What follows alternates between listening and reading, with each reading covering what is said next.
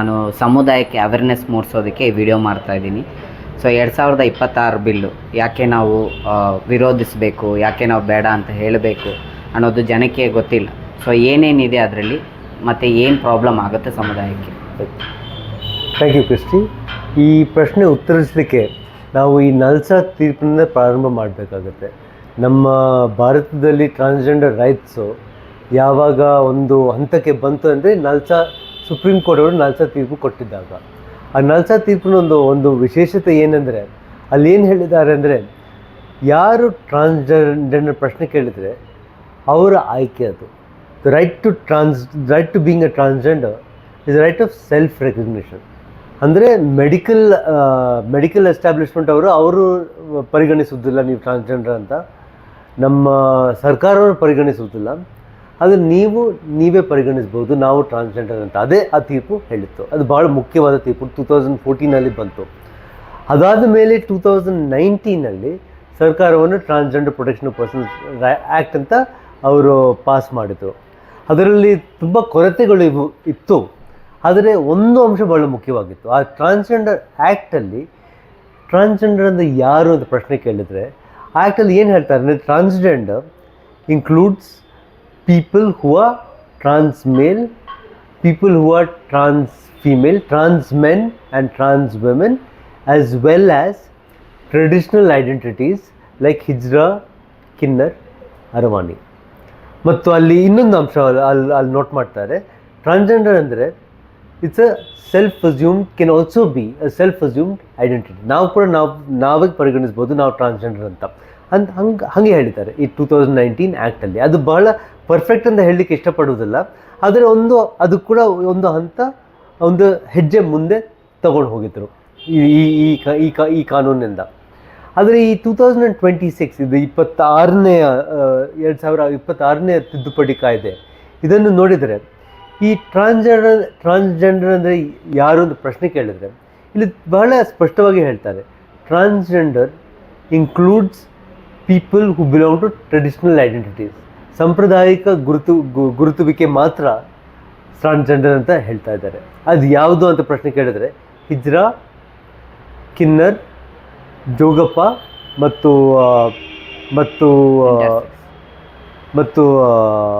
ಅರವಣಿ ಈ 4 ಐಡೆಂಟಿಟೀಸ್ ಮಾತ್ರ ಟ್ರಾನ್ಸ್ಜೆಂಡರ್ ಕೆಳಗಡೆ ಬರುತ್ತೆ ಅಂತ. ಇವಾಗ ಪ್ರಶ್ನೆ ಕೇಳಿದರೆ ನಮ್ಮ ಗೆಳೆಯರು ಎಷ್ಟೋ ಇದ್ದಾರೆ, ನಾವು ಅಕ್ಕಯ್ಯವನು ಈ ಕಾನೂನು ಕೆಳಗಡೆ ಬರ್ತಾರೆ ಅಂತ ಕೇಳಿದರೆ ಅವ್ರು ಬರಲ್ಲ. ಯಾಕಂದರೆ ಅವ್ರು ಏನು ಹೇಳ್ತಾರೆ, I am a trans woman. ರೂಮಿ ಅವರು ಈ ಕಾನೂನು ಕೆಳಗಡೆ ಬರ್ತಾರೆ ಅಂತ ಕೇಳಿದರೆ ಅವ್ರು ಕೂಡ ಬರಲ್ಲ, ಯಾಕಂದರೆ ಅವರು ಟ್ರಾನ್ಸ್ ಮ್ಯಾನ್ ಅಂತ ಹೇಳ್ತಾರೆ. ಸೊ ಟ್ರಾನ್ಸ್ ಮ್ಯಾನ್ ಕೆಳಗಡೆ ಬರುವುದಿಲ್ಲ, ಟ್ರಾನ್ಸ್ ವುಮನ್ ಈ ಕಾನೂನು ಕೆಳಗಡೆ ಬರುವುದಿಲ್ಲ. ಬರೀ ಈ ಸಾಂಪ್ರದಾಯಿಕ ಐಡೆಂಟಿಟೀಸ್ ಅಸ್ಮಿತೆಗಳನ್ನು ಮಾತ್ರ ಈ ಕಾನೂನು ಕೆಳಗಡೆ ಬರುತ್ತೆ. ಅದೇ ಈ ಕಾನೂನಿನ ಒಂದು ಬಹಳ ಮುಖ್ಯವಾದ ಅಂಶ ಏನೆಂದರೆ, ಇಷ್ಟುವರೆಗೆ ನಮ್ಮ ಒಂದು ಸಮುದಾಯದ ವೈವಿಧ್ಯತೆಯನ್ನು ಇನ್ನೂ ಸ್ವಲ್ಪ ನ್ಯಾರೋ ಮಾಡ್ತಾ ಇದ್ದಾರೆ. ಇವಾಗ ಸಮುದಾಯ ಅಂದರೆ ಬರೀ ಹಿಜ್ರಾ, ಕಿನ್ನರ್, ಜೋಗಪ್ಪ ಮತ್ತು ಅರವಣಿ, ಬೇರೆಯವರು ಈ ಸಮುದಾಯ ಒಳಗಡೆ ಬರುವುದಿಲ್ಲ ಅಂತ ಇವಾಗ ನೋಡ್ಬೋದು. ಇವಾಗ ಯಾರು ಅವರ ಐಡೆಂಟಿಟಿ ನಾವು ಟ್ರಾನ್ಸ್ಜೆಂಡರ್ ಹೇಳ್ತಾರೋ ಅವರು ಇದು ಕೆಳಗಡೆ ಬರಲ್ಲ. ಅದು ಯಾಕೆ ಅಂತ ಪ್ರಶ್ನೆ ಕೇಳಿದರೆ ಅದು ಬಹಳ ಮುಖ್ಯವಾದ ಉತ್ತರ ಅದಕ್ಕೆ. ಅದು ಈ ಕಾನೂನಿನ ದೃಷ್ಟಿಕೋನ ಏನೆಂದರೆ, ಯಾರ ಹಕ್ಕುಗಳು ನಾವು ಪರಿಗಣಿಸ್ತೀವಿ ಅಂತ ಕೇಳಿದರೆ, ಯಾರು ನಮಗೆ ಅಯ್ಯೋ ಪಾಪ ಅಂತ ಕಾಣಿಸ್ತಾರೆ ಅವ್ರ ಹಕ್ಕುಗಳು ಮಾತ್ರ ನಾವು ಪರಿಗಣಿಸ್ತೀವಿ ಅಂತ ಹೇಳಿದರೆ, ನನ್ನ ದೇಹದ ಬಗ್ಗೆ ನಾನು ಆಯ್ಕೆ ಮಾಡಿದ್ದೀನಿ ಅಂತ ಹೇಳಿದರೆ ನಿಮಗೆ ಹಕ್ಕಿಲ್ಲ. ನೀವು ಬಯೋಲಾಜಿಕಲ್ ರೀಸನ್ನಿಂದ ಹಂಗೆ ಹುಟ್ಟಿದ್ದೀರ ಅಂತ ಹೇಳಿದರೆ ನಿಮಗೆ ಹಕ್ಕು ಸ್ವಲ್ಪದ ಮಟ್ಟಿಗೆ ಸಿಗ್ಬೋದು. ಆಯ್ಕೆ ಮಾಡಿದರೆ ನಿಮಗೆ ಹಕ್ಕಿಲ್ಲ, ಆಯ್ಕೆ ಮಾಡುವ ಹಕ್ಕಿಲ್ಲ, ಆಯ್ಕೆ ಮಾಡುವವರಿಗೆ ಹಕ್ಕಿಲ್ಲ. ಅದೇ ಈ ಕಾನೂನಿನ ಭಾಳ ಮುಖ್ಯವಾದ ಅಂಶ ಅಂತ. ತಿರುಗಿ ನಾವು ಪ್ರಶ್ನೆ ಕೇಳಿದರೆ, ಇವಾಗ ನಮ್ಮ ಸಮುದಾಯ ಗೊತ್ತು, ಸಮುದಾಯದ ಜೊತೆಯಲ್ಲಿ ಎಷ್ಟು ಒಂದು ಸಂಪರ್ಕ ಇಟ್ಕೊಂಡಿದ್ದೀನಿ, ಅದು ನೋಡಿದರೆ ಎಷ್ಟೋ ವೈವಿಧ್ಯತೆ ಇರುತ್ತೆ. ಹಿಜ್ರವರು ಇದ್ದಾರೆ, ಕಿನ್ನರವರು ಇರ್ತಾರೆ, ಅರವಣಿಯವರು ಇರ್ತಾರೆ, ಮತ್ತು ಟ್ರಾನ್ಸ್ ಮ್ಯಾನ್, ಟ್ರಾನ್ಸ್ ಫೀಮೇಲ್ ಅವರು ಕೂಡ, ಟ್ರಾನ್ಸ್ ಮ್ಯಾನ್, ಟ್ರಾನ್ಸ್ ವುಮನ್ ಅವರು ಕೂಡ ಇರ್ತಾರೆ, ಜೆಂಡರ್ ಫ್ಲೂಯಿಡ್ ಇರ್ತಾರೆ, ಎಷ್ಟೋ ಜನ ಇರ್ತಾರೆ. ಇದರಲ್ಲಿ ಯಾಕೆ ತಿರುಗಿ ಒಂದೇ ಒಂದು ನ್ಯಾರೋ ಬ್ಯಾಂಡ್ ಅವರ ಸಾಂಪ್ರದಾಯಿಕ ಗುರುತುವಿಕೆ ಮಾತ್ರ, ಸಾಂಪ್ರದಾಯಿಕ ಅಸ್ಮಿತೆಗಳನ್ನು ಮಾತ್ರ ಪರಿಗಣಿಸ್ತೀವಿ ಅಂತ ಹೇಳ್ತಾರೆ, ನಮಗೆ ಅರ್ಥ ಆಗ್ತಾ ಆಗ್ತಾ ಇಲ್ಲ. ಅದೊಂದು ಬಹಳ ಮುಖ್ಯವಾದ ಅಂಶ. ಮತ್ತು ಎರಡನೇ ಅಂಶ, ಓಕೆ ಫೈನ್, ಇವಾಗ ಟ್ರಾನ್ಸ್ ಮ್ಯಾನ್ ಟ್ರಾನ್ಸ್ ಫೀಮೇಲ್ಗೆ ಈ ಕಾನೂನು ಕೆಳಗಡೆ ಹಕ್ಕೇನಿಲ್ಲ, ಸರಿ. ಇವಾಗ ಹಿಜ್ರಗಳಿಗೆ ಮತ್ತು ಅರವಾಣಿಗಳಿಗೆ ಅವರ ಹಕ್ಕುಗಳನ್ನು ಏನಾದರೂ ಸ್ವಲ್ಪ ಮುಂದೆ ತಗೊಂಡು ಹೋಗುತ್ತೆ ಅಂತ ನಾವು ಪ್ರಶ್ನೆ ಕೇಳ್ಬೋದು. ಅದನ್ನು ಕೂಡ ನೋಡಿದರೆ ಇವಾಗ ಏನು ಹೇಳ್ತಾರೆ ಅಂದರೆ, ನಿಮಗೆ ಟ್ರಾನ್ಸ್ಜೆಂಡರ್ ಸರ್ಟಿಫಿಕೇಟ್ ಬೇಕಾಗಿದ್ದರೆ ಫಸ್ಟ್ ಒಂದು ಮೆಡಿಕಲ್ ಬೋರ್ಡು ಒಂದು ಸರ್ಟಿಫಿಕೇಟ್ ಕೊಡಬೇಕು ನಿಮಗೆ, ನೀವು ಟ್ರಾನ್ಸ್ಜೆಂಡರ್ ಅಂತ. ಟ್ರಾನ್ಸ್ಜೆಂಡರ್ ಅಂದರೆ ನೀವು ಅರವಾಣಿ, ಕಿನ್ನರ್, ಇಲ್ಲದಿದ್ದರೆ ಹಿಜ್ರಾ ಅಂತ ಒಂದು ಸರ್ಟಿಫಿಕೇಟ್ ಕೊಡಬೇಕು. ಆ ಸರ್ಟಿಫಿಕೇಟ್ ಇಟ್ಕೊಂಡು ನೀವು ಡಿಸ್ಟ್ರಿಕ್ಟ್ ಮ್ಯಾಜಿಸ್ಟ್ರೇಟ್ ಮುಂದೆ ಹೋಗಬೇಕು. ಡಿಸ್ಟ್ರಿಕ್ಟ್ ಮ್ಯಾಜಿಸ್ಟ್ರೇಟ್ಗೆ ಒಂದು ಅಧಿಕಾರ ಇರುತ್ತೆ, ಅವ್ರು ಹೇಳ್ಬೋದು ಸರಿ ನಿಮ್ಮ ಹಕ್ಕನ್ನು ಪರಿಗಣಿಸ್ತೀವಿ, ನಿಮಗೆ ಸರ್ಟಿಫಿಕೇಟ್ ಕೊಡ್ತೀವಿ, ಇಲ್ಲದ್ರೆ ಕೊಡುವುದಿಲ್ಲ. ಸೊ ಅಂಥ ಒಂದು ಇನ್ನೂ ಕಷ್ಟ ಮಾಡಿದ್ದಾರೆ. ಮುಂಚೆ ಸೆಲ್ಫ್ ರೆಕಗ್ನಿಷನ್, ನಾನು ಟ್ರಾನ್ಸ್ಜೆಂಡರ್ ಹೇಳಿಬಿಟ್ರೆ ನನಗೆ ಸರ್ಟಿಫಿಕೇಟ್ ಸಿಗ್ತಾಯಿತ್ತು. ಇವಾಗ ಹಿಜ್ರಾಕಿನ್ನರಿದ್ದರೂ ಕೂಡ ಇವಾಗ ಮೆಡಿಕಲ್ ಬೋರ್ಡು ಅವರ ಒಂದು ನಿರ್ಣಯ ಬೇಕೇ ಬೇಕಾಗಿರುತ್ತೆ. ಸೊ ಮೆಡಿಕಲೈಸೇಷನ್ ಒಂದು ಐಡೆಂಟಿಟಿ ತಿರುಗಿ ಹೇಳ್ಬೋದು. ಮತ್ತು ಮೂರನೇ ಅಂಶ, ಈ ಡೆಫಿನೇಷನ್, ಟ್ರಾನ್ಸ್ಜೆಂಡರ್ ಡೆಫಿನೇಷನ್ ನೋಡಿದರೆ ಇನ್ನೊಂದು ತುಂಬ ಒಂದು ಸ್ಟ್ರೇಂಜ್ ಡೆಫಿನೇಷನ್ ಇದಕ್ಕೆ ಆ್ಯಡ್ ಮಾಡಿದ್ದಾರೆ. ಯಾರು ದೇಹವನ್ನು has been mutilated, has been amputated, has been surgically changed by force or coercion, ಯಾರ ದೇಹವನ್ನು ಒಂದು ಫೋರ್ಸಿಂದ ಬದಲಾವಣೆ ಮಾಡಿದ್ರು ಅವರು ಕೂಡ ಇದು ಕೆಳಗಡೆ ಬರ್ತಾರೆ ಅಂತ. ನಮಗಿರೋ ಪ್ರಶ್ನೆ, ಟ್ರಾನ್ಸ್ಜೆಂಡರ್ ಸಮುದಾಯ ಅಂದರೆ ಅದು ಫೋರ್ಸ್ ಪ್ರಶ್ನೆ ಎಲ್ಲಿ ಬರುತ್ತೆ? ಯಾಕೆ ಸಡನ್ನಾಗಿ ಫೋರ್ಸ್ ಪ್ರಶ್ನೆ ಇಲ್ಲಿ ತರ್ತೀರಾ? ಒಂದೇ ಒಂದು ಅರ್ಥ ಇದಕ್ಕೆ, ಅವ್ರು ನೋಡೋದು ನಾವು ಟ್ರಾನ್ಸ್ಜೆಂಡರ್ ಅಂದರೆ ನಾವು ಒಂದು ಅಯ್ಯೋ ಪಾಪ ಅಂತ ನೋಡ್ತಾ ಇದ್ದೀವಿ. ಅಯ್ಯೋ ಪಾಪ, ಅವ್ರಿಗೆ ಏನೋ ಮಾಡಿದ್ದಾರೆ, ಅವರು ಯಾರೋ ಅವ್ರ ದೇಹಕ್ಕೆ ಇಂಥ ಮಾಡಿದ್ದಾರೆ, ಅದಕ್ಕೋಸ್ಕರ ನಮಗೆ ಅವರ ಹಕ್ಕನ್ನು ಪರಿಗಣಿಸಬೇಕು. ಅದು ಅವರ ಆಯ್ಕೆ ಮಾಡಿಬಿಟ್ಟು ನಾವು ಟ್ರಾನ್ಸ್ಜೆಂಡರ್ನ ಹೆಮ್ಮೆ ಅಂತ ಹೇಳಿದರೆ ನಿಮಗೆ ಹಕ್ಕಿಲ್ಲ. ಅದೇ ಈ ಕಾನೂನಿನ ಬಹಳ ಮುಖ್ಯವಾದ ಅಂಶ ಅಂತ ನಾವು ಹೇಳ್ಬೋದು. ಸೊ ಕೊನೆಯದಾಗಿ ಹೇಳಬೇಕಾಗಿದ್ದರೆ, ಈ ಕಾನೂನು ನಮ್ಮ ಸುಪ್ರೀಂ ಕೋರ್ಟ್ ತೀರ್ಪನ್ನು ಉಲ್ಲಂಘಿಸುತ್ತದೆ, ನಮ್ಮ ಇಂಟರ್ನ್ಯಾಷನಲ್ ಪ್ರಿನ್ಸಿಪಲ್ಸ್, ಯೋಗಿಕತೆ ಪ್ರಿನ್ಸಿಪಲ್ಸನ್ನು ಉಲ್ಲಂಘಿಸುತ್ತದೆ, ಮತ್ತು ನಮ್ಮ ಸಮುದಾಯದ ಯಾವ ಥರ ಒಂದು ಡಿಮಾಂಡ್ ಇದೆಯೋ ಅದನ್ನು ಉಲ್ಲಂಘಿಸುತ್ತದೆ. ಸೊ ಈ ಕಾನೂನು ಯಾರಿಗೂ ಬೇಡ, ಯಾರೂ ಕೇಳ್ತಾ ಇಲ್ಲ ಈ ಕಾನೂನು ಬೇಕು ಅಂತ. ಸೊ ನಮ್ಮದು ಒಂದೇ ಒಂದು ಕೋರಿಕೆ ಅಂದರೆ, ಈ ಸರ್ಕಾರವನ್ನು ತಿರುಗಿ ಈ ಅಮೆಂಡ್ಮೆಂಟನ್ನು ವಿಡ್ರಾ ಮಾಡಲೇಬೇಕು. ಯಾಕಂದರೆ ವಿಡ್ರಾ ಮಾಡಲಿಲ್ಲ ಅಂದರೆ ನಮ್ಮ ಸಮುದಾಯಕ್ಕೆ ತುಂಬ ಒಂದು ಹಾನಿನೇ ಆಗೇ ಆಗುತ್ತೆ. ಓಕೆ, ಸೊ ಇದರಲ್ಲಿ ಏನಾದ್ರು ಸಂಸ್ಥೆಗಳಿಗೆ ಎಫೆಕ್ಟ್ ಆಗುತ್ತೆ ಅಂತ ಏನಾದ್ರು ಇದು ಡೈರೆಕ್ಟಾಗಿ ಒಂದು ಇಂಡಿವಿಜುವಲ್ ಒಂದು ಐಡೆಂಟಿಟಿಯ ಮೇಲೆ ಒಂದು ಪ್ರಭಾವ ಬೀರುತ್ತೆ. ಸೊ ಯಾರು ಟ್ರಾನ್ಸ್ಜೆಂಡರ್ ಅದನ್ನು ಲಿಮಿಟ್ ಮಾಡುತ್ತೆ. ಮತ್ತು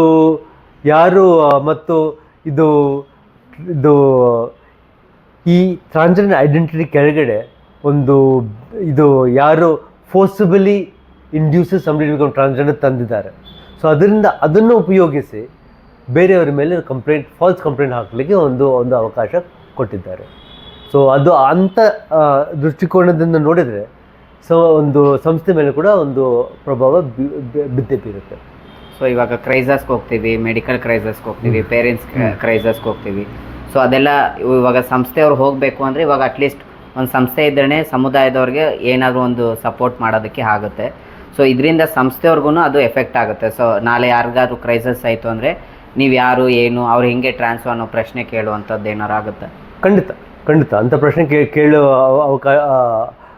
ಒಂದು ಆಪರ್ಚುನಿಟಿ ಬಂದೇ ಬರುತ್ತೆ. ಯಾಕಂದರೆ ಇವಾಗ ಆ ಪ್ರಶ್ನೆ ಬರುತ್ತೆ, ನೀವು ಹೇಗೆ ಟ್ರಾನ್ಸ್ಜೆಂಡರ್ ಅಂತ ಪ್ರಶ್ನೆ ಬರುತ್ತೆ. ನೀವು ಹೋಗಿ ನಾವು ಟ್ರಾನ್ಸ್ಜೆಂಡರ್ ಹೇಳಿದರೆ ಹೇಳ್ಬೋದು ನೀವು ಟ್ರಾನ್ಸ್ಜೆಂಡರ್ ಅಲ್ಲ, ನೀವು ಫೀಮೇಲ್ ಟು ಮೇಲ್ ಅಂತ ಗುರುತಿಸ್ಕೊಳ್ತಿದ್ದೀರಾ, ಟ್ರಾನ್ಸ್ ಮೇಲ್ ಅಂತ. ಟ್ರಾನ್ಸ್ ಮೇಲ್ ಈ ಕಾನೂನು ಕೆಳಗಡೆ ಬರಲ್ಲ. ಟ್ರಾನ್ಸ್ ಮೇಲ್ ಕಮ್ಯುನಿಟಿನೇ ಇಲ್ಲ.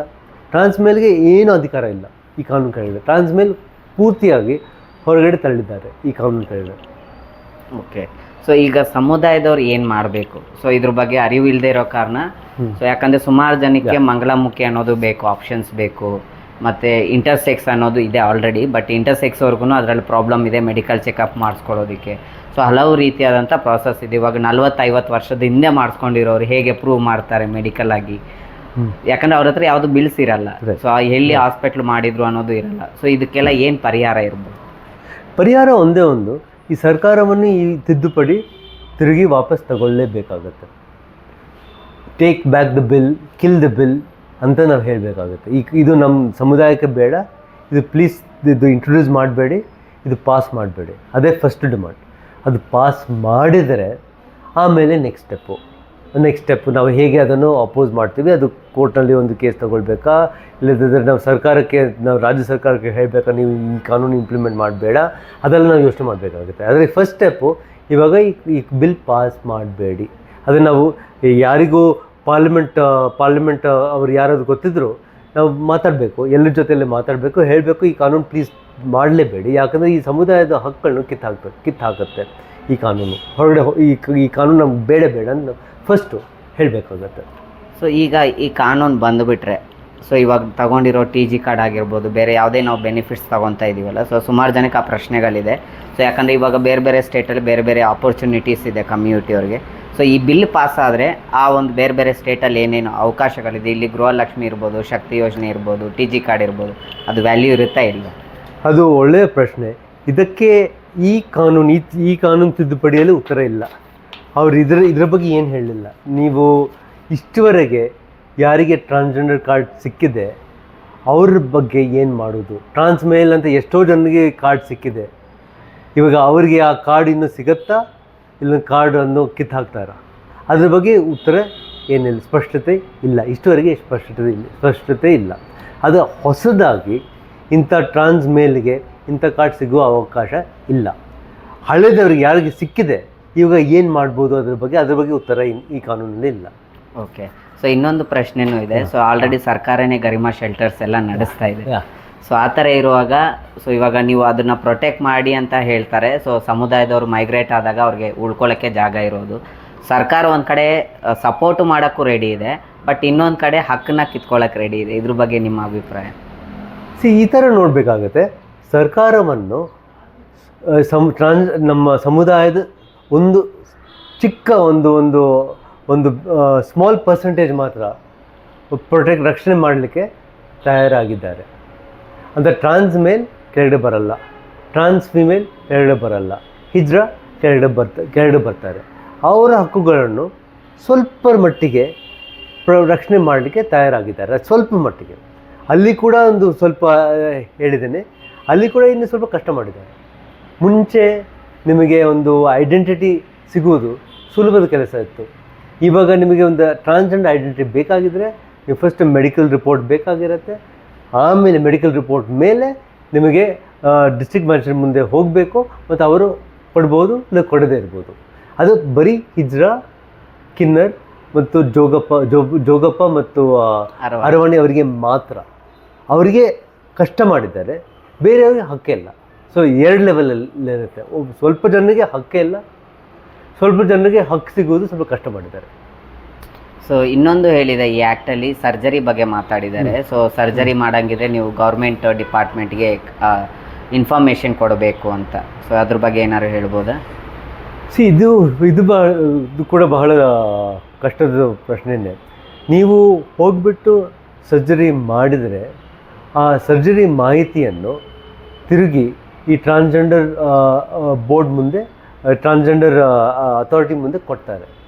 ಸೊ ಅದೇ ನಾವು ಹಿಂಗೆ ನೋಡಬೇಕಾಗುತ್ತೆ. ಈ ಸರ್ಜರಿ ಮಾಡುವುದು ಮಾಡದೇ ಇರುವುದು ನಮ್ಮ ಒಂದು ಘನತೆಯ ಪ್ರಶ್ನೆ, ನಮ್ಮ ಖಾಸಗಿತನದ ಪ್ರಶ್ನೆ, ನಮ್ಮ ಹಕ್ಕಿನ ಪ್ರಶ್ನೆ. ಅದು ನಾನು ಸರ್ಜರಿ ಮಾಡಿದರೆ ಬೇರೆಯವ್ರಿಗೆ ಆ ಮಾಹಿತಿ ಕೊಡಲಿಕ್ಕೆ ನನಗೆ ಇಷ್ಟ ಆಗೋದಿಲ್ಲ. ಹೇಗೆ ಒಂದು ಸರ್ಕಾರದಿಂದ ಈ ಮಾಹಿತಿ ಎಲ್ಲರಿಗೂ ಹೋಗಬೇಕು ಅಂತ ಹೇಳ್ತಾ ಇದ್ದಾರೆ, ಹೇಗೆ ಈ ಮಾಹಿತಿ ತಿರುಗಿ ನಾವು ಈ ಮೆಡಿಕಲ್ ಬೋರ್ಡ್ಗೆ ಹೋಗಬೇಕು ಅಂತ ಹೇಳ್ತಾ ಇದ್ದಾರೆ. ಅದು ಬಹಳ ಒಂದು ನಮ್ಮ ಘನತೆಗೆ ಮತ್ತು ನಮ್ಮ ಖಾಸಗಿತನದ ಹಕ್ಕಿಗೆ ಒಂದು ಧಕ್ಕೆನೇ ಹೇಳಬೇಕಾಗುತ್ತೆ. ಇದು ಯಾವ ಪಕ್ಷ ತರ್ತಿದೆ ಮತ್ತು ಯಾರು ತರ್ತಿದ್ದಾರೆ? ಇದು ನಾವು ನೋಡಿದರೆ ಇದು ಯಾರು ಇಂಟ್ರೊಡ್ಯೂಸ್ ಮಾಡಿದ್ದಾರೆ ಅಂತ ಪ್ರಶ್ನೆ ಕೇಳಿದರೆ, ನಮ್ಮ ಕೇಂದ್ರ ಸರ್ಕಾರ ಈ ಮಸೂದೆಯನ್ನು ಇಂಟ್ರೊಡ್ಯೂಸ್ ಮಾಡಿದ್ದಾರೆ. ಕೇಂದ್ರ ಸರ್ಕಾರ ಅಂದರೆ ಈ BJP ಸರ್ಕಾರ ಇಂಟ್ರೊಡ್ಯೂಸ್ ಮಾಡಿದೆ. ಅದು ತಿರುಗಿ ನಾವು ನೋಡಿದರೆ BJP ಅವರಿಗೆ ಸ್ವಲ್ಪ ಸಾಂಪ್ರದಾಯಿಕವಾಗಿ ಯೋಚನೆ ಮಾಡ್ತಾ ಇದ್ದಾರೆ. ಅದು ಸಂಪ್ರದಾಯದ ಹೊರಗಡೆ ಇದ್ದರೆ ಅವ್ರಿಗೆ ಇಷ್ಟ ಆಗೋದಿಲ್ಲ. ಅಂಥ ಒಂದು ಕನೆಕ್ಷನ್ ಕೂಡ ಇರುತ್ತೆ. ಬರೀ BJP ಅವರಿಗೆ ಹಿಜ್ರಾ ಮತ್ತು ಕಿನ್ನರ್ ಬಗ್ಗೆ ಏನು ಪ್ರಾಬ್ಲಮ್ ಇಲ್ಲ. ಆದರೆ ಟ್ರಾನ್ಸ್ ಮ್ಯಾನ್ ಟ್ರಾನ್ಸ್ ಫೀಮೇಲ್ ಬಗ್ಗೆ ತುಂಬ ಪ್ರಾಬ್ಲಮ್ ಇರುತ್ತೆ. ಯಾಕಂದರೆ ಇಲ್ಲಿ ಹೆಮ್ಮೆಯ ಪ್ರಶ್ನೆ ಬರುತ್ತೆ, ಇಲ್ಲಿ ಹಕ್ಕಿನ ಪ್ರಶ್ನೆ ಬರುತ್ತೆ. ಹಕ್ಕು ಕೊಡಲಿಕ್ಕೆ ಅವ್ರಿಗೆ ಇಷ್ಟ ಇಲ್ಲ. ಸೊ ಈಗ 2019 ಆ್ಯಕ್ಟ್ ಬಿಲ್ಲೂ ಅವರೇ ತಂದಿದ್ದು, BJP ಅವರೇ ತಂದಿದ್ದು. ಸೊ ಇವಾಗ ಈ ಬಿಲ್ಲೂ ಅವರೇ ತರ್ತಾ ಇರೋದು. ಸೊ ಇವಾಗ ಅವ್ರಿಗೆ ವಿತಿನ್ ಇದ್ರ ಬಗ್ಗೆ ಅವೇರ್ನೆಸ್ ಇಲ್ದಿರ, ಸೊ ಹೇಗೆ ಅವ್ರು ಈ ಬಿಲ್ನ ವಾಪಸ್ ವಿತೌಟ್ ಕಮ್ಯುನಿಟಿ ಕನ್ಸಲ್ಟೇಷನ್ಸ್ ಇಲ್ದಿರ ಇದನ್ನು ತರಕ್ಕೆ ಸಾಧ್ಯ? ನಾವು ಬೇರೆ ಬೇರೆ ಸ್ಟೇಟ್ಗಳಲ್ಲಿ ಹೋರಾಟಗಳು ಮಾಡ್ತಿರೋದ್ರಿಂದ ಸೊ ಇವ್ರನ್ನ ಗಮನ ಹರಿಸ್ಬೇಕು, ಇವ್ರು ನಮ್ಮ ಕಡೆ ತಿರುಗಿ ನೋಡಬೇಕು. ಯಾಕಂದರೆ ಅವ್ರು ನೋಡೋದೇ ಬೇರೆ ನಾರ್ತ್ ಸೈಡಲ್ಲಿ ಮುಂಬೈ, ಡೆಲ್ಲಿ ಆ ಕಡೆ ಮಾತ್ರನೇ. ಸೊ ಸೌತ್ ಕಡೆ ತಿರುಗು ಕೂಡ ನೋಡಲ್ಲ. ಸೊ ಅದೇ ಪ್ರಾಬ್ಲಮ್ ಅವ್ರದ್ದು.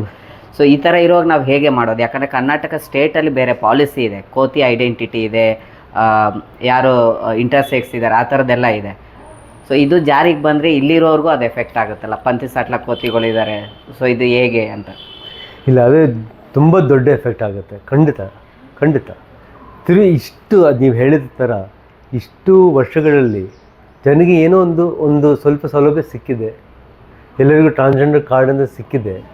ಇವಾಗ ಹೊಸದಾಗಿ ಬರೀ ಸ್ವಲ್ಪ ಸಮುದಾಯಕ್ಕೆ ಮಾತ್ರ ಕೊಡ್ತೀರಿ ಅಂತ ಹೇಳಿದರೆ ಖಂಡಿತ ಒಂದು ದೊಡ್ಡ ಹಾನಿಕರ ಒಂದು ಪ್ರಭಾವ ಬಿದ್ದೇ ಬೀಳುತ್ತೆ ಸಮುದಾಯದ ಮೇಲೆ. ಸೊ ಅದೇ ಇವಾಗ ಏನು ಹೇಳಬೇಕು, ಇವಾಗ ಅದನ್ನು ನಾವು ವಿರೋಧಿಸಬೇಕಾಗುತ್ತೆ. ನಮ್ಮ ಧ್ವನಿಯನ್ನು ಈ ಕಾನೂನಿನ ವಿರುದ್ಧ ನಾವು ಎತ್ತಲೇಬೇಕಾಗತ್ತೆ. ಮತ್ತು ಪ್ರೈಮ್ ಮಿನಿಸ್ಟರ್ವರೆಗೆ ಹೋಗುವ ಥರ ನಾವು ಒಂದು ಹೋರಾಟ ಮಾಡಲೇಬೇಕಾಗತ್ತೆ. ಈ ಬೆಳಗ್ಗೆನೇ ಒಂದು ಪ್ರೆಸ್ ಕಾನ್ಫರೆನ್ಸ್ ಮಾಡಿದ್ರು ಅಕ್ಕಯ್ಯ ಮತ್ತು ಬೇರೆಯವರು.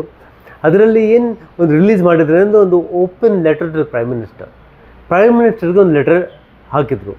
ಇದು ನಮ್ಮ ಸಮುದಾಯದ ಹಕ್ಕನ್ನು ಕಿತ್ತಾಕತ್ತೆ, ಪ್ಲೀಸ್ ಈ ಬಿಲ್ಲನ್ನು ನೀವು ವಿಡ್ರಾ ಮಾಡಿ ಅಂತ ಬೇರೆ ಬೇರೆ ಸಂಸ್ಥೆಗಳನ್ನು ನಾವು ತಿರುಗಿ ಈ ಪ್ರಶ್ನೆ ಎತ್ತಲೇಬೇಕಾಗತ್ತೆ. ಮತ್ತು ನಮ್ಮ ಧ್ವನಿ ಸರ್ಕಾರ ಕೇಳುವ ಥರ ನಾವು ಎತ್ತಬೇಕಾಗತ್ತೆ. ಸೊ ಈಗ ಒಂದು ಪ್ರಶ್ನೆ ಏನಂದರೆ,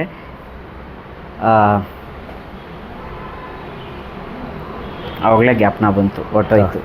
ಸೊ ಈಗ ಸಮುದಾಯದಲ್ಲಿ ಕಾನ್ಫ್ಲಿಕ್ಟ್ ಆಫ್ ಇಂಟ್ರೆಸ್ಟ್ ಬರ್ಬೋದಾ ಇದರಿಂದ ವಿತಿನ್ ದ ಕಮ್ಯುನಿಟಿ? ಹಾಂ, ಅದು ಒಳ್ಳೆಯ ಪ್ರಶ್ನೆ. ಅದೇ ನಾನು ತಿರುಗಿ ಹೇಳ್ತಾ ಇದ್ದೀನಿ.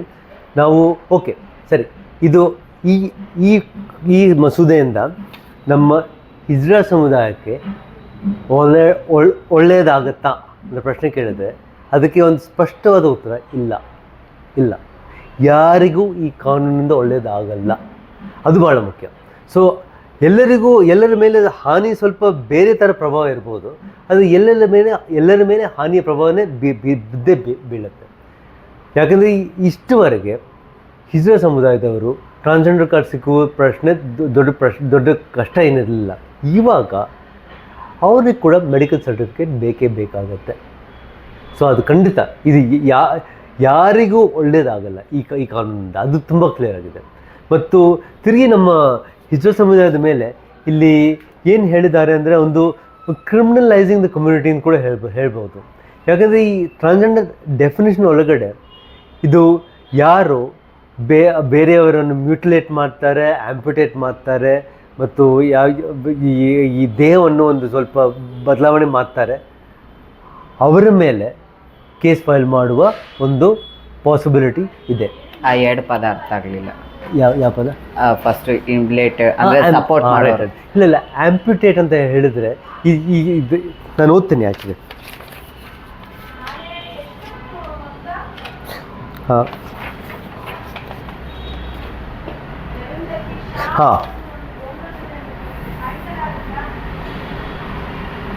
ಎನಿ ಪರ್ಸನ್, ಇದು ಆ್ಯಡ್ ಮಾಡಿದ್ದಾರೆ ಈ ಡೆಫಿನೇಷನ್ಗೆ. Any person or child who has been by force, allurement, inducement, deceit or undue influence, either with or without consent, ಅದೇ ಒಪ್ಪಿಗೆ ಇಲ್ಲದೆ compelled to assume, adopt or outwardly present a transgender identity by mutilation, emasculation, castration, amputation, any surgical, chemical or hormonal procedure or otherwise. ಇದು transgender ಅಂತ ಯಾರು ಅಂತ ಪ್ರಶ್ನೆ ಕೇಳಿದ್ರೆ ಇಲ್ಲಿ ಹೇಳ್ತಾರೆ, ಯಾರ ಮೇಲೆ ಫೋರ್ಸು ಇಲ್ಲದಿದ್ದರೆ ಒಂದು ಇಂಡ್ಯೂಸ್ಮೆಂಟ್ ಇಲ್ಲದಿದ್ದರೆ ಅಂಡ್ಯೂ ಇನ್ಫ್ಲುಯೆನ್ಸ್ ಹಾಕಿ ಅವರನ್ನು ನಾವು ನೀನು ಟ್ರಾನ್ಸ್ಜೆಂಡರ್ ಆಗಿ ಅಂತ ಹೇಳ್ತೀವಿ, ಅವರನ್ನು ಫೋರ್ಸ್ ಮಾಡಿ ಅವ್ರ ಮೇಲೆ ನಾವು ಸರ್ಜರಿ ಮಾಡ್ತೀವಿ, ಅವರು ಕೂಡ ಟ್ರಾನ್ಸ್ಜೆಂಡರ್ ಡೆಫಿನೇಷನ್ ಒಳಗಡೆ ಬರ್ತಾರೆ. ಅದು ನಮ್ಮ ಪ್ರಶ್ನೆ, ಎಷ್ಟು ಜನರು ಇಂಥ ಕಮ್ಯುನಿಟಿನಲ್ಲಿದ್ದಾರೆ. ಫೋರ್ಸ್ ಮಾಡಿ ಕಮ್ಯುನಿಟಿ ಒಳಗಡೆ ಯಾರು ತಂದಿದ್ದಾರೆ. ಒಂದು ಎಕ್ಸಾಂಪಲ್ ಇದ್ದೇ ಇರ್ಬೋದು, ಆದರೆ ನಮ್ಗೆ ಗೊತ್ತಿರೋ ಸಮುದಾಯ ಈ ಸಮುದಾಯ ಅಲ್ಲ. ಡೆಫಿನೇಷನ್ ಟ್ರಾನ್ಸ್ಜೆಂಡರ್ ಅಂದರೆ ಟ್ರಾನ್ಸ್ಜೆಂಡರ್ ಡೆಫಿನೇಷನ್ ಒಳಗಡೆ ತಂದಿದ್ದಾರೆ. To say people are forced to become a part of the community. ಅದು ಯೋಚನೆ ಮಾಡಿ, ನಮ್ಮ ಸಮುದಾಯ ಏನು ಈ ಫೋರ್ಸಿಂದ ಬಂದಿದೆಯಾ? ಸ್ವಇಚ್ಛೆಯಿಂದ. ಸ್ವಇಚ್ಛೆಯಿಂದ ಬಂದಿದೆ. ಅದೇ ಶಾಕಿಂಗ್ ಅಂದರೆ ಶಾಕಿಂಗ್ ಇದನ್ನು ಓದಿದ್ರೆ. ಸೊ ಅದೇ ಇದನ್ನು ನೋಡಿದರೆ ಈ ಡೆಫಿನೇಷನ್ ಉಪಯೋಗಿಸಿ ನಮ್ಮ ಹಿಜ್ರಾ ಸಮುದಾಯದ ಮೇಲೆ ಕೂಡ ಅಟ್ಯಾಕ್ ಮಾಡುವ ಪಾಸಿಬಿಲಿಟಿ ಇರುತ್ತೆ.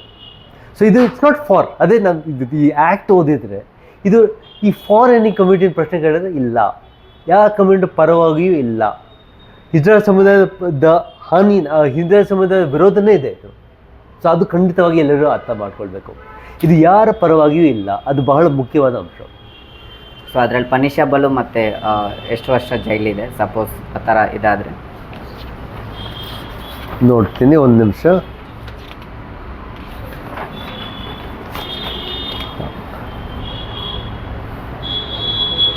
ಅದಕ್ಕೆ ಅಂತ ಮಾಡಿದರೆ punishment not less than 10 years which may extend to imprisonment for life imprisonment. ಯಾರೋ ಫೋರ್ಸ್ ಮಾಡಿ ನಿಮ್ಮ ಮೇಲೆ ಸರ್ಜರಿ ಪರ್ಫಾರ್ಮ್ ಮಾಡಿದರೆ, ಯಾರು ಫೋರ್ಸ್ ಮಾಡ್ತಾರೋ ಅವರಿಗೆ ಲೈಫ್ ಇಂಪ್ರಿಸನ್ಮೆಂಟ್ ಪನಿಷ್ಮೆಂಟ್ ಪಾಸಿಬಿಲಿಟಿ ಇದೆ. ಆದರೆ ನಮಗೇನು ಗೊತ್ತು ಅಂದರೆ ಇಂಥ ಫೋರ್ಸ್ ಮಾಡಿ ಒಂದು ಸಮುದಾಯವನ್ನು ಜಾಯಿನ್ ಮಾಡುವ ಪ್ರಶ್ನೆಯೇ ಇರುವುದಿಲ್ಲ. ಯಾರು ಸ್ವಇಚ್ಛೆಯಿಂದ ಬರ್ತಾರೆ. ಸೊ ಇದನ್ನು ಉಪಯೋಗಿಸಿ ಬೇರೆಯವರು ದುರುಪಯೋಗ ಮಾಡಿ ನಮ್ಮ ಸಮುದಾಯದ ಮೇಲೆ ಹಾನಿನೇ ಬೀಳುತ್ತೆ. ಆ್ಯಕ್ಚುಲಿ ಇದು ಎಕ್ಸಾಂಪಲ್ಸ್ ಅಂದರೆ ಟ್ರಾನ್ಸ್ಮ್ಯಾನ್ ಫ್ಯಾಮಿಲೀಸ್ ಬಂದಾಗ ಆಗುತ್ತೆ. ಕರೆಕ್ಟ್. ಯಾಕಂದರೆ ಸರ್ಜರಿಗೆ ಪೇರೆಂಟ್ಸ್ದೇ ಸಪೋರ್ಟ್ ಕೇಳೋದು ಅವರು. ಸೊ ಅಲ್ಲೇ ಪೇರೆಂಟ್ಸ್ ಸಪೋರ್ಟೇ ಇಲ್ದಿರೋವಾಗ ಅದನ್ನು ಈಸಿಯಾಗಿ ಅದನ್ನು ಯೂಸ್ ಮಾಡ್ತಾರೆ. ಆ ಥರ ಆಗುತ್ತೆ. ಸೊ ಅದು ಒಳ್ಳೆಯ ಪ್ರಶ್ನೆ ಕೇಳಿದ್ದೀರ. ಇದು ಯಾರ ಪರವಾಗಿ ಅಂತ ಕೇಳಿದ್ರೆ ಯಾರ ಪರವಾಗಿಯೂ ಇಲ್ಲ. ನಮ್ಮ ಸಮುದಾಯದ ಎಲ್ಲ ಭಾಗಗಳ ವಿರುದ್ಧ ಈ ಕಾನೂನು ಇದೆ. ಸೊ ಇದು ಇಡೀ ಇಂಡಿಯಾಗೆ ಅನ್ವಯಿಸ್ತದೆ. ಇಡೀ ಇಂಡಿಯಾಗೆ ಅನ್ವಯಿಸ್ತದೆ ಈ ಕಾನೂನು. ಸಪೋಸ್ ಅದು ಜಾರಿಯಾಗಿ ಬಂತು ಅಂದರೆ ನಮ್ಮ ಕರ್ನಾಟಕ ಸ್ಟೇಟು ತಗೊಬೋದಾ ತಗೊಂಬಾರ್ದು? ಅಂದರೆ ನಾವು ಏನಾದ್ರು ನಿಲ್ಸೋಕ್ಕಾಗತ್ತಾ ಈ ಬಿಲ್ನ ಅಂತ? ಈ ಕಾನೂನು ರಾಷ್ಟ್ರ ಮಟ್ಟದಲ್ಲಿ ಬರುತ್ತೆ. ಸೊ ರಾಷ್ಟ್ರ ಮಟ್ಟದಲ್ಲೇ ಪ್ರಶ್ನೆ ಮಾಡಬೇಕಾಗುತ್ತೆ. ಈ ಕರ್ನಾಟಕ ಲೆವೆಲಲ್ಲಿ ಪ್ರಶ್ನೆ ಮಾಡೋದು ಸ್ವಲ್ಪ ಕಷ್ಟ ಇದೆ. ಅದನ್ನು ನೋಡೋಣ. ಅದು ಬೇರೆ ಥರ ಸುಮಾರು ಜನದ ಪ್ರಶ್ನೆ ಏನಂದರೆ, ಸೊ ಅದು ಜಾರಿ ಆಗೋಯ್ತು ಅಂದರೆ ನಮ್ಮ ಸ್ಟೇಟಲ್ಲಿ ನಮಗೆ ಸಪೋರ್ಟ್ ಇದೆ ಗೌರ್ಮೆಂಟು ಅಂತ ಹೇಳಿ ಸುಮಾರು ಜನದ್ದು ಅಭಿಪ್ರಾಯ ಇದೆ. ಸೊ ಅಟ್ಲೀಸ್ಟ್ ನಾವು ಅದನ್ನು ಅಲ್ಲಿ ಬಂದ್ರೂ ನಾವು ಇಲ್ಲಿ ನಮ್ಮ ಸ್ಟೇಟಲ್ಲಿ ತಡಿಬೋದು. ಸೊ ನಮ್ಮ ಸ್ಟೇಟಲ್ಲಿ ತಮಿಳ್ನಾಡಲ್ಲಿ ತುಂಬ ಸಪೋರ್ಟ್ ಇದೆ, ತುಂಬ ಆಪರ್ಚುನಿಟೀಸ್ ಇದೆ. ಸೊ ಆ ಥರ ಎಲ್ಲ ಹೇಳುವಾಗ ಸೊ ಅದನ್ನು ಒಂದು ಅವೇರ್ನೆಸ್ ಆಗಲಿ ಅಂತ ಅಟ್ಲೀಸ್ಟ್ ಗೊತ್ತಾಗಲಿ. ಸೊ ಇದು ಸ್ಟೇಟೂ ಕೈ ಜೋಡಿಸ್ಲಿಲ್ಲ ಅಂದರೆ ಕಷ್ಟ ಆಗುತ್ತೆ. ಸೊ ಜೋಡಿಸಿದ್ರೆ ಓಕೆ, ಸಪೋಸ್ ಅದನ್ನು ಚಾಲ್ತಿ ಮಾಡ್ಕೊಂಡ್ಬಿಡ್ತು ಅಂದರೆ ನಾವೇನು ಮಾಡೋಕ್ಕಾಗಲ್ಲ. ಸೊ ಅದಕ್ಕೆ ನಾನು ಕೇಳ್ತಾ ಇರೋದು ಆ ಪ್ರಶ್ನೆ. ಇದು ನಾವು ಈ ಕಾನೂನು ಓದಿದರೆ ಈ ವಾಟ್ ಇಸ್ ದ ಸ್ಟೇಟ್ ಅಂತ ಪ್ರಶ್ನೆ ಕೇಳಿದರೆ, ಸ್ಟೇಟ್ ಒಂದೊಂದು ಜಾಗದಲ್ಲಿ ರಾಜ್ಯ ಸರ್ಕಾರ, ಒಂದೊಂದು ಜಾಗದಲ್ಲಿ ಒಂದು ಕೇಂದ್ರ ಸರ್ಕಾರ. ಅಂದರೆ ಕೇಂದ್ರ ಸರ್ಕಾರದ ಒಂದು ಎಸ್ಟಾಬ್ಲಿಷ್ಮೆಂಟ್ ಇದ್ದರೆ, ಅಂದರೆ HAL ತಗೊಳ್ಳಿ, HAL ಕೇಂದ್ರ ಸರ್ಕಾರದ್ದು. ಅಲ್ಲಿ ಕೂಡ ಇವಾಗ ಒಂದು ಟ್ರಾನ್ಸ್ಜೆಂಡರ್ ಕಮಿಟಿ ಸ್ಥಾಪನೆ ಮಾಡಬೇಕು. ಅದು ಕೇಂದ್ರ ಸರ್ಕಾರದ ಕೆಳಗಡೆ ಬರುತ್ತೆ. ಅದೇ ರಾಜ್ಯ ಸರ್ಕಾರ ಅಂದರೆ ನಾವು ಬೇರೆ ಒಂದು ಸ್ಟೇಟ್ ಕೋಆಪರೇಟಿವ್ ಸೊಸೈಟಿ ಅಂತ ಹೇಳಿ ಅಲ್ಲಿ ಟ್ರಾನ್ಸ್ಜೆಂಡರ್ ಕಮಿಟಿ ಎಸ್ಟಾಬ್ಲಿಷ್ ಮಾಡಬೇಕಾದ್ರೆ ರಾಜ್ಯ ಸರ್ಕಾರದ ಅಧಿಕಾರ. ಸೊ ಬೇರೆ ಸರ್ಕಾರದ ಅಧಿಕಾರ ಇದು ಕೆಳಗಡೆ ಬರುತ್ತೆ. ಅದು ಇಲ್ಲಿ ನೋಡಿ, ಇವಾಗ ನಮ್ಮ ಕೇಂದ್ರ ಸರ್ಕಾರ ಟ್ರಾನ್ಸ್ಜೆಂಡರ್ ಅಂತ ಹೇಳಿದರೆ ಬರೀ ಹಿಜ್ರಾ ಅಂತ ಹೇಳ್ಬೋದು. ರಾಜ್ಯ ಸರ್ಕಾರ ಈ ಕಾನೂನು ಕೆಳಗಡೆ ಹೆಂಗೆ ಹೇಳಲಿಕ್ಕಾಗತ್ತೆ? ಇದೇ ಕಾನೂನು ಬದಲಾವಣೆ ಆಗಿದೆ, ತಿದ್ದುಪಡಿ ಆಗಿದೆ. ಸೊ ಅದು ತಿದ್ದುಪಡಿ ಆದರೆ ಅದನ್ನು ಪಾಲಿಸಬೇಕಾಗತ್ತೆ. ಕಷ್ಟ ಅವ್ರಿಗೆ ಹೇಳಲಿಕ್ಕೆ. ಇದು ನಾವು ಪಾಲಿಸೋದನ್ನು ಹೆಂಗೆ ಹೇಳ್ತಾರೆ, ಅದು ಹೇಳಲಿಕ್ಕೆ ಕಷ್ಟ ಆಗುತ್ತೆ. ಸೊ ಅದೇ ನನ್ನ ಅಭಿಪ್ರಾಯದಲ್ಲಿ ಇದು ಈ ಕಾನೂನು ಅದು ಬಂದರೆ ಎಲ್ಲರಿಗೂ ಕಷ್ಟ ಆಗುತ್ತೆ. ಅದು ಬರದೇ ಇರುವ ಹಾಗೆ ನಾವು ನೋಡಬೇಕಾಗುತ್ತೆ. ಬೇರೆ ಏನಾದರೂ ಮಾಹಿತಿ ಕೊಡಬೇಕಿತ್ತ? ಸೊ ನಾವು ಏನಾದ್ರು ಮಿಸ್ ಔಟ್ ಮಾಡಿದ್ದೀವ ಇದ್ರ ಬಗ್ಗೆ? ಇಲ್ಲ, ಒಂದೇ ಈ ವಿಡಿಯೋ ಮಾಡೋದು ತುಂಬ ಒಳ್ಳೆಯ ಇನಿಷಿಯೇಟಿವ್ನ ತೊಗೊಂಡಿದ್ದೀರಾ. ಎಲ್ಲರೂ ಇದರ ಬಗ್ಗೆ ಇನ್ನು ಸ್ವಲ್ಪ ಕನ್ನಡದಲ್ಲಿ ಅನುವಾದ ಮಾಡೋಣ, ಇನ್ನು ಸ್ವಲ್ಪ ಕನ್ನಡದಲ್ಲಿ ಸ್ವಲ್ಪ ಮಾಹಿತಿ ಪ್ರೊಡ್ಯೂಸ್ ಮಾಡೋಣ, ಮತ್ತು ಎಲ್ಲರೂ ಇದನ್ನು ಓದಿ ಇದನ್ನು ಅಪೋಸ್ ಮಾಡಲಿಕ್ಕೆ ಇನ್ನೂ ಸ್ವಲ್ಪ ಇದು ಎಫರ್ಟ್ ಹಾಕಬೇಕಾಗತ್ತೆ. ಯಾಕಂದರೆ ಇದು ತುಂಬ ಹಾನಿಕರವಾದ ಒಂದು ಬೆಳವಣಿಗೆ ಅಂತ ಹೇಳಬೇಕಾಗತ್ತೆ. ಸೊ ಎಷ್ಟು ಟೈಮ್ ಇದೆ ಸಪೋಸ್ ಇದು? ಅದೇ ಹೇಳಲಿಕ್ಕೆ ಆಗಲ್ಲ. 2-3 ದಿನದಲ್ಲಿ ಬರ್ಬೋದು ಈ ಬಿಲ್ಲು ಇಂಟ್ರೊಡ್ಯೂಸ್ ಮಾಡ್ಬೋದು. ಅದು ಬೇಗ ನಿಮ್ಗೆ ಯಾರೇ ಆದರೂ MP ಗೊತ್ತಾಗಿದ್ರೆ, MLA ಗೊತ್ತಾಗಿದ್ರೆ ಅವ್ರ ಜೊತೆಲೇ ಮಾತಾಡಬೇಕಾಗತ್ತೆ ಮತ್ತು ಹೇಳಬೇಕಾಗುತ್ತೆ ಈ ಸಮುದಾಯಕ್ಕೆ ಈ ಕಾನೂನು ಬೇಡವೇ ಬೇಡ, ಇದು ನಮ್ಮ ಪರವಾಗಿ ಇಲ್ಲ, ನಾವು ಇದಕ್ಕೆ ಏನೋ ಒಂದು ಕೋರಿಕೆ ಕೊಡಲಿಲ್ಲ, ಪ್ಲೀಸ್ ಇದನ್ನು ಸ್ಟಾಪ್ ಮಾಡಿ ನಾವು ಹೇಳಬೇಕಾಗುತ್ತೆ. ಎಷ್ಟಾದರೂ ನಾವು ಹೇಳಬೇಕಾಗುತ್ತೆ. Thank you. Okay, thank you.